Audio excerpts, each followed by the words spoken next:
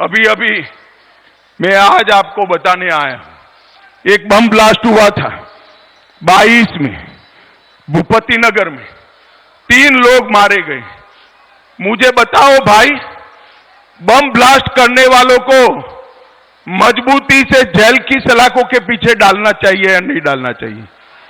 जरा जोर से बताओ, डालना चाहिए या नहीं डालना चाहिए? इसकी जांच हाई कोर्ट ने एनआईए को दी और ममता दीदी एनआईए पर केस रजिस्टर कर बम ब्लास्ट करने वालों को बचाना चाहती है। ममता दीदी शर्म करो, शर्म करो। आप बम ब्लास्ट के आरोपियों को बचाना चाहती हो। आप चिंता मत करिए बंगाल वालों, हाई कोर्ट ने एनआईए को जांच दी है, सबको उल्टा लटका कर सीधा कर दिया जाएगा, आप चिंता मत करिए। और बहनों, हमारे सोनार बांग्ला को ममता दीदी ने बम धमाकों से गूंजता कर दिया है। सोनार बांग्ला को कट मनी से परेशान किया है, भ्रष्टाचार से परेशान किया है। और सशक्त भारत अगर बनाना है तो सशक्त बंगला बनाना पड़ेगा, सशक्त बंगाल बनाना पड़ेगा। भाई और बहनों, बेलूर घाट के भाई बताए मुझे, जहां तक घुसपैठ चालू है, बंगाल सशक्त हो सकता है क्या? जोर से बोलो, हो सकता है क्या? घुसपैठ बंद करनी चाहिए या नहीं करनी चाहिए? जोर से बोलो, करनी चाहिए या नहीं करनी चाहिए? क्या ममता दीदी घुसपैठ बंद करेगी क्या? करेगी क्या? वो घुसपैठ बंद नहीं करेगी, क्योंकि वो घुसपैठी ही तो उनकी वोट बैंक है या नहीं है? तो घुसपैठ बंद कर सकते हैं नरेंद्र मोदी, और बंगाल में भारतीय जनता पार्टी की सरकार कर सकती है। मैं बंगाल की जनता को हाथ जोड़कर विनती करने आया हूं। हमने एक कानून पारित किया है सीएए का। ममता दीदी बंगाल के लोगों को गुमराह कर रही है। ये कह रही है कि आपने एप्लीकेशन किया तो आपका नागरिकता चला जाएगा। अरे नागरिकता है ही नहीं ममता दीदी, आपको क्या मालूम है? मैं आज आपको कहने आया हूं, डरे बगैर जितने भी शरणार्थी आए हैं सीएए में एप्लीकेशन करे, किसी पर कोई केस नहीं होने वाला है, कोई मुकदमा नहीं होने वाला है। ये मोदी सरकार का कानून है, इसमें कोई परिवर्तन नहीं कर सकता। और ममता दीदी, आपको जितना विरोध करना हो करो। हम जितने भी हिंदू, बौद्ध, सिख शरणार्थी आए हैं उनको नागरिकता देंगे, ये हमारा वादा है। और मैं आपको मोदी गारंटी कहने आया हूं, 30 सीटें पार करा दो, बंगाल में भाजपा सरकार बना दो, परिंदा भी पैर नहीं मारेगा, किसी को घुसपैठ हम नहीं करने देंगे। ये 10 साल के अंदर नरेंद्र मोदी जी ने गरीब कल्याण के लिए ढेर सारे काम करे हैं। 25 करोड़ गरीबों को गरीबी रेखा के बाहर लाया, 80 करोड़ लोगों को मुफ्त चावल देने का काम नरेंद्र मोदी सरकार ने किया, 12 करोड़ शौचालय बनाए, 4 करोड़ लोगों को घर देने का काम किया, 10 करोड़ लोगों को उज्ज्वला का कनेक्शन दिया और 14 करोड़ लोगों को नल से जल देने का काम नरेंद्र मोदी ने किया। यहां बेलूर घाट वाले आए हैं, मैं उनको पूछना चाहता हूं, मोदी जी ने देश भर में एक योजना करी है कि 5 लाख तक का सभी हेल्थ का खर्चा, स्वास्थ्य का खर्चा मोदी जी उठा रहे हैं। देश भर के गरीबों को इसका फायदा मिल रहा है, बंगाल को नहीं मिल रहा है, क्योंकि ममता दीदी आयुष्मान भारत योजना को नीचे तक नहीं पहुंचा सकती। भाई और बहनों, मैं आज मोदी गारंटी करके देने आया हूं, एक बार 300 पार कर कर ममता की सरकार को उखाड़ दो, सभी का 5 लाख तक का पूरा इलाज मुफ्त हो जाएगा। आपके चावल में कोई कटौती नहीं कर पाएगा, कोई कटमनी नहीं ले पाएगा, कोई कोयले की तस्करी नहीं कर पाएगा, कोई गौ तस्करी नहीं कर पाएगा और कोई घुसपैठ भी नहीं कर पाएगा। ये बंगाल पश्चिम बंगाल के लोगों का है, इनसे कोई कॉम्प्रोमाइज नहीं होगा। ये बंगाल में एक जमाने में रविंद्र संगीत गूंजा करता था, अब बंगाल में बम धमाकों की गूंज गूंजाई देती है। बंगाल में एक भी इंडस्ट्री नहीं आती, विकास नहीं होता है, पूरा देश विकसित रास्ते पर आगे बढ़ गया, हमारा बंगाल पिछड़ता जा रहा है। समय आ गया है ये टीएमसी के कटमनी वालों को जगह दिखाने का। ये चुनाव है जो मोदी जी का चुनाव है, मोदी जी को तीसरी बार प्रधानमंत्री बनाने का चुनाव है। और मित्रों, मैं अंत में इतना कहना चाहता हूं, ममता दीदी आप तो महिला मुख्यमंत्री हो, एक बात मैं आपको पूछना चाहता हूं, संदेश खाली जैसी शर्मनाक घटना में भी आप पॉलिटिक्स कर रही हो। सालों तक आपके नाक के नीचे महिलाओं पर अत्याचार होता रहा, तृणमूल कांग्रेस के गुंडे अत्याचार करते रहे। जब इसको पकड़ने गए, ईडी पर पथराव किया, जब हाई कोर्ट ने कहा तब सरेंडर किया। मैं आज ममता दीदी को पूछना चाहता हूं, कुछ तुष्टीकरण कर वोट लेने के लिए संदेश खाली के गुनहगारों को लिए आप बचा रही हो, मगर पूरे बंगाल की माताएं बहनें ये देख रही है, जान गई है कि आप संदेश खाली के गुनहगारों के साथ। माताओं बहनों, मुझे बताओ, संदेश खाली के गुनहगारों को जो बचाते हैं, इनको कभी वोट देना चाहिए क्या? जोर से बोलो, देना चाहिए? कौन बचा रहा है संदेश खाली के गुनहगारों को? जोर से बोलो, कौन बचा रहा है? तृणमूल कांग्रेस को जिताने का मतलब है संदेश खाली की तरह अत्याचार करने की छूट देना। मैं ममता दीदी को पूछना चाहता हूं, जो बंगाल से हिंदू, सिख, बौद्ध शरणार्थी आए हैं, उनको नागरिकता मिलती है, आपको क्या तकलीफ हो रही? एक और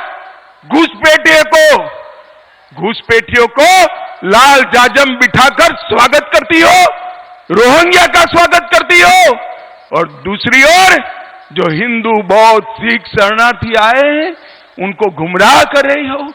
दीदी, आपकी दाल नहीं गलने वाली है। मोदी जी ने रूल्स नोटिफाई कर दिए हैं, बंगाल के सारे शरणार्थी भय मुक्त होकर अप्लाई करें। आपका इस देश पर इतना ही अधिकार है जितना मेरा है, आपका अधिकार इतना ही। भाई और बहनों, आसाम की समस्या घुसपैठ की ऐसे ही थी। आसाम की जनता ने निर्णय किया, भाजपा की सरकार बनाई और अब आसाम बॉर्डर से एक भी व्यक्ति घुसपैठ नहीं कर सकता। घुसपैठ को हमने बंद कर दिया है। भाई और बहनों, ये बेलूर घाट वाले इतने सारे लोग हैं, मुझे बताइए, अयोध्या में राम मंदिर बनना चाहिए था या नहीं बनना चाहिए था? अरे जोर से बोलो, बनना चाहिए था या नहीं बनना चाहिए था? ये ममता दीदी, ये कांग्रेस पार्टी, ये कम्युनिस्ट, ये सभी इकट्ठा मिलकर 70 साल से राम मंदिर को अटका रहे थे, भटका रहे थे, लटका रहे थे। 17 तारीख को रामनवमी है, रामलल्ला का बर्थडे है, और मोदी जी ने 5 ही साल में केस का चुकादा भी आ गया, भूमि पूजन भी हो गया और 22 जनवरी को भव्य राम मंदिर का निर्माण भी हो गया। 500 साल के बाद रामलल्ला अपने भव्य घर के अंदर अपना बर्थडे मनाएंगे, रामनवमी बनाएंगे। भाई और बहनों, ये पार्टियों ने तुष्टीकरण के लिए राम मंदिर को अब तक रोक कर रखा था। मैं बंगाल की भूमि पर आया हूं, मुझे बताइए, बंगाल की भूमि पर मैं आया हूं, श्यामा प्रसाद जी ने धारा 370 हटाने के लिए अपनी जान दे दी थी। भाई और बहनों, बेलूर घाट वालों, मुझे बताओ, ये जो कश्मीर है हमारा है या नहीं है? जोर से बोलो, है या नहीं है? 370 हटनी चाहिए थी या नहीं हटनी चाहिए थी? एक कांग्रेस, तृणमूल सभी लोग विरोध करते थे। मोदी जी ने 5 अगस्त 2019 को 370 को समाप्त कर कश्मीर को हमेशा के लिए भारत का बना दिया। भाई और बहनों, ये तुष्टीकरण के कारण इन लोगों ने 370 को संभाल कर रखा था, मोदी जी ने उसको उखाड़ कर फेंक दिया। भाई और बहनों, मुझे बताओ, 3 तलाक हटाना चाहिए था या नहीं हटाना चाहिए था? जोर से बोलो, माताओं बहनों बोलो, हटाना चाहिए था या नहीं हटाना चाहिए? ममता दीदी नहीं चाहती 3 तलाक हटाएंगे। भारतीय जनता पार्टी की नरेंद्र मोदी सरकार ने 3 तलाक को समाप्त कर मुस्लिम बहनों के साथ न्याय करने का काम किया है। भाई और बहनों, एक कांग्रेस पार्टी को क्या हो गया है मेरी समझ में नहीं आ रहा है। आज भी कहते हैं कि मुस्लिम पर्सनल लॉ होना चाहिए, यूसीसी नहीं होना चाहिए। भाई और बहनों, वो तो छोड़िए, वो अपना मैनिफेस्टो निकालते हैं, ऊपर तस्वीर थाईलैंड की लगाते हैं। पूरे भारत में एक भी तस्वीर नहीं मिलती इनको, थाईलैंड की तस्वीर लगाते हैं। मगर क्यों लगाते हैं? इसलिए लगाते हैं कि राहुल बाबा बार बार वहां वैकेशन करने के लिए चले जाते हैं, वैकेशन करने के लिए। भाई और बहनों, ये पार्टियों का हमारे साथ, देश के गरीबों के साथ, देश की जनता के साथ कोई सरोकार नहीं। और मैं आज बंगाल में चुनाव की घोषणा के बाद पहली बार आया हूं। मोदी जी को फिर से प्रधानमंत्री बनाना है या नहीं बनाना है? बंगाल में 30 सीटें पार करनी है या नहीं करनी है? तो ऐसी आवाज नहीं चलेगी। सभी माताएं बहनें हाथ उठाएं, पीछे तक युवा हाथ उठाए, पीछे भी हाथ उठाओ जरा। विजय के विश्वास की मुट्ठी बीचो, ममता जी को जवाब देने के विश्वास की मुट्ठी बीचो और प्रचंड आवाज से बोलिए, भारत माता की, भारत माता की। मंच पर उपस्थित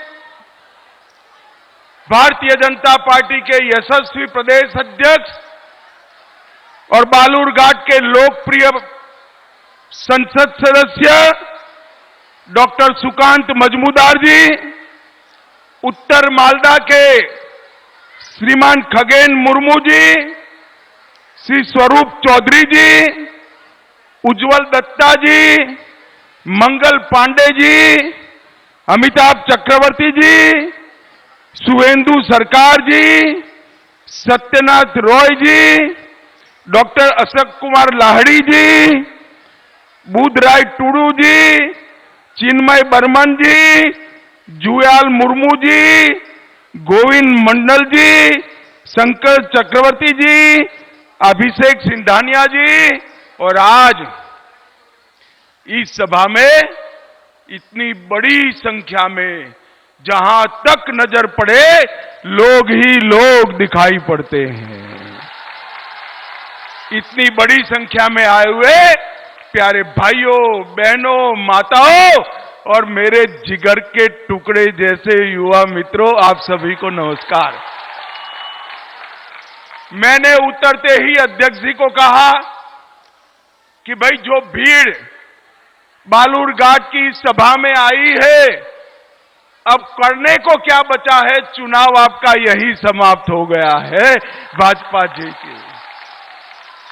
भाई और बहनों, जब मैं यहां आया हूं तब बोल्ला काली मंदिर, देवी बुरा काली, नरवरिया शिव मंदिर और देवी दुर्गा को चरणों में प्रणाम कर कर मेरी बात की शुरुआत करना चाहता हूं। मैं जब यहां आया हूं तब शहीद चुरका मुर्मू, जिन्होंने बांग्लादेश मुक्ति युद्ध में भारत के जवानों की मदद करते हुए शहीदी करी, उनको भी प्रणाम करता हूं। और बंगाल की इस वीर भूमि पर आया हूं तब अनगिनत स्वातंत्र सेनानियों के साथ साथ सुभाष बाबू, नेताजी और हमारे भाजपा के स्थापक अध्यक्ष श्यामा प्रसाद मुखर्जी को भी प्रणाम कर कर मेरी बात की। ये बालूरघाट में अभी बरसी स्नान चल रहा है ना भाई? चल रहा है, नहीं चल रहा है? स्नान कर कर शिव जी की पूजा करते हो ना, मगर याद रखना, स्नान कर कर शिव जी की पूजा कर कर 19 तारीख को कमल के निशान पर बड़े जुनून के साथ बटन दबाना है। दबाएंगे क्या? दबाएंगे। ये पूरे क्षेत्र के अंदर जो दारुण गरीबी फैली है, इसके लिए अगर कोई जिम्मेदारी है तो केवल और केवल कम्युनिस्ट और तृणमूल कांग्रेस है। आप मालूम पड़ गए, यहां का दही, तांत की साड़ी और मुखड़ा शिल्प, तीनों को अगर विश्व प्रसिद्ध करना है तो यहां बंगाल में भी भाजपा सरकार बनानी है और मोदी जी को भी लाना है। भाई और बहनों, 2014 में हम आए थे, बंगाल की जनता ने सिर्फ 2 सीटें दी थी। फिर 19 में आए, आपने 18 सीटें दी। 19 में आपने 18 दी तो मोदी जी 300 से ज्यादा सीट से प्रधानमंत्री बने। अब 2024 में 18 से बढ़ाकर 30 करनी है और 370 पार करना है।